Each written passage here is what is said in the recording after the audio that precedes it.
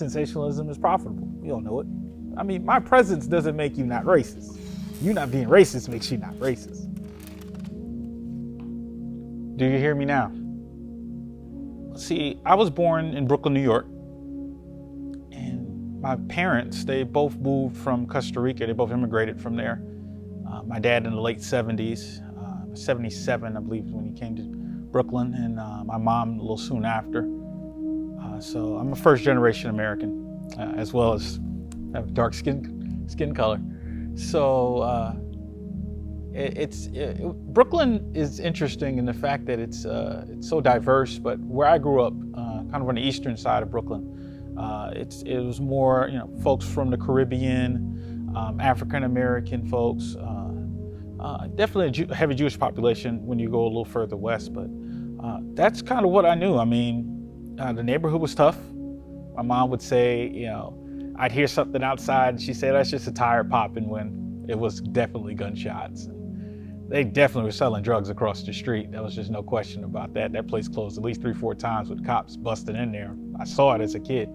So, but they did a great job of letting me be aware of the dangers around me while making me feel safe at the same time. Like, they'll tell me not to go certain places or hang out with certain people, or they're just like, hey, look, not necessarily keep your head down, but keep your head up and keep your eyes open for your surroundings, and take care of yourself out there. So, I mean, Brooklyn's always kind of been race relations, Crown Heights, it's always, really hot in the 90s, as far as, civil unrest and social unrest. So, it kind of grew up around it with my parents.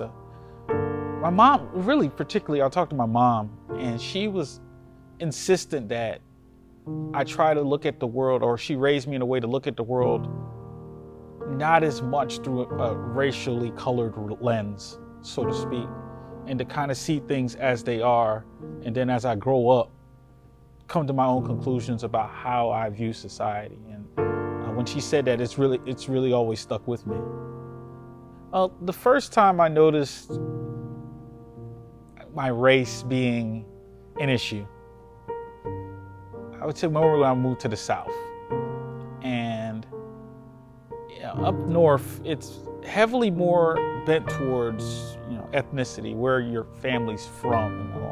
There's more heavily social bias on that. Not to say race isn't an issue up north, obviously it is. But there's a lot of that. When I moved to the South, it became more white and black. Like, it was less, oh, this person is from Jamaica or this person's from Vietnam. It's just black people here, white people here, distinctions, whatever, you just kind of lumped in.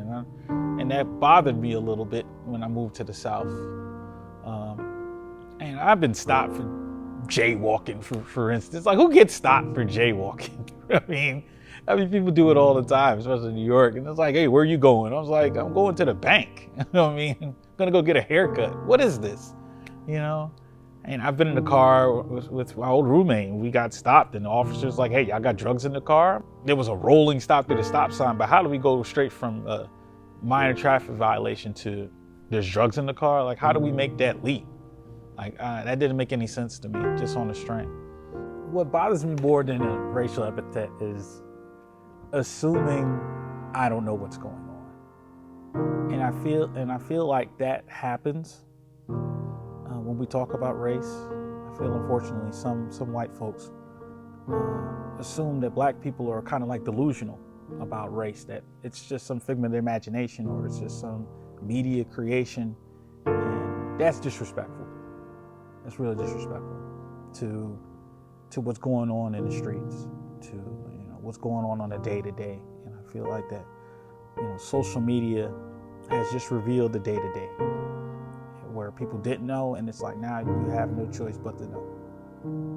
And you can't say, oh, well, someone is just manipulating you to feel this way. No, this is what's happening every day, and this is why I feel this way. So,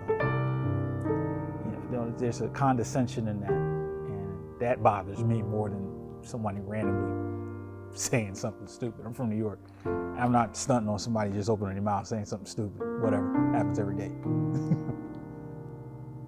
What I would say to person that has racial ideas, or maybe they just grew up in that environment. Try to get out of that environment. There's people all different shades after the same things. They want a better life for themselves, better life for their family. They want to get out of the situation they were and set something up for the future generation. We all put our pants on one leg at a time. We all, a lot of us, not as much these days, but we go to church, pray to the same God. It's like, look, people are people. And the more we try to get to know each other, listen to each other, the more I think these walls that we made can come down. And it would make for a safer, more comfortable place to live for everybody.